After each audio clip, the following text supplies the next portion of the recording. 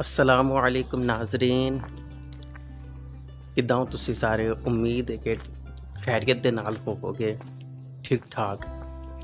नाज़रीन, अज ना मैं डिशां सैट करांगा आ वालियां। ये 10 दिन हो गए ने ते बंदा नहीं आउंदा पिया मरम्मत करन आस्ते, बस अज ते कल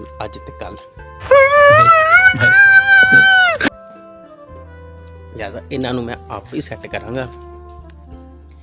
इन्हां नूं ना मैं अगे भी एक बारी कीता ही सैट ते नहीं सन बनिया, मेरे को बंदा ही बुलाना पिया ही, उन्हें ही सैट करके गया ही।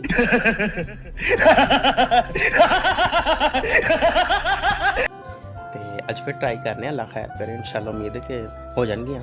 चलो कोई नहीं गल, आस्ता आस्ता इदां ही बंदे नूं फिर जाच आउंदी है। बेटा तुमसे ना हो पाएगा। ते इट्टां वगैरह पईयां, इन्हां नूं पहले परां कर लांगे।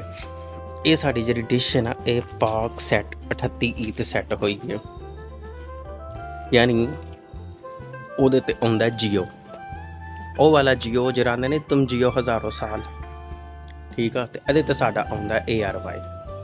आ जिहड़ी निक्की जिन्नी लगी है, इहदे ते आउंदा साडा सऊदी अरब दा चैनल, यानी मक्का मदीना। ते इन्हां त्रैवां नूं इंशाअल्लाह अल्लाह खैर करे सैट करांगे। अच्छा नाज़रीन, इन्हां ना बड़ा ही सिंपल, हुण सुबह दे ना इस टाइम 8 बजे ने ते सूरज तुसीं आ देखो, ठीक है। सूरज ते इधरों को हो गया गुरूब, यानी यह हो गया साडा मगरब। मगरब वाली साइड तो ना शुआवां मतलब कि शुरू होंदियां ने। हम मालूम है तेरे बाप को मत सिखा, चल। हुण असां इहनूं करना है 38 दे, ए मगरब हो गया ते मगरब ते इधर हो गया जनूब, इन्हां दोनां दे दरम्यान इधर होएगा साडा 38 ई।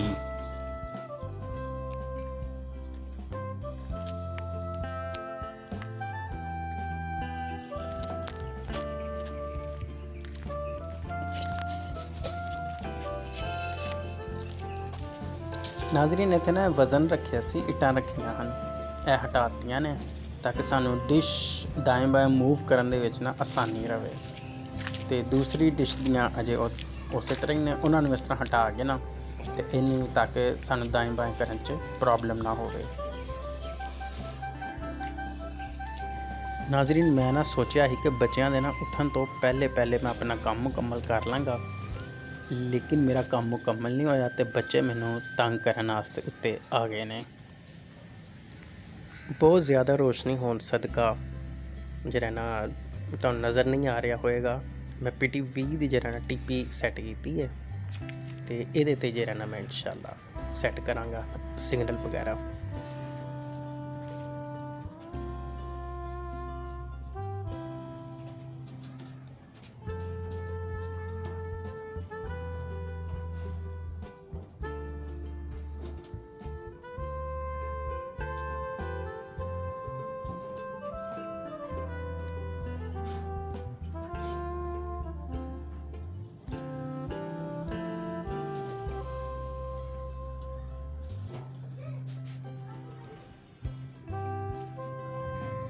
नाज़रीन, डिश नूं थोड़ा बहुत दाएं बाएं ऊपर नीचे मूव किया, हल्का जिहा, कोई खासा नहीं। तो यह देखो सिग्नल जिहड़े ने इन्हें उठा लेने आ गए ने इहदे। ते हुणे मैं तुहानूं कोई चैनल भी ला के चैक कराना। आ साडी डिश दी जरा ना वेख लो, इत्थे सैटिंग होई है इस ज़ाविये के मुताबिक।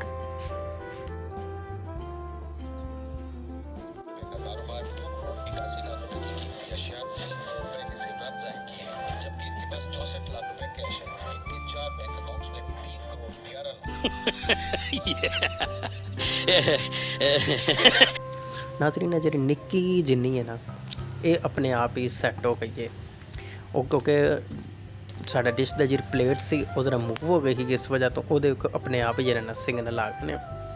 वैसे अगर ना होंदे तो फिर सऊदी अरब की TP ला के तो फिर सिग्नल खाने पैने हैं। आ देखो, आ मदीना चैनल आ गया।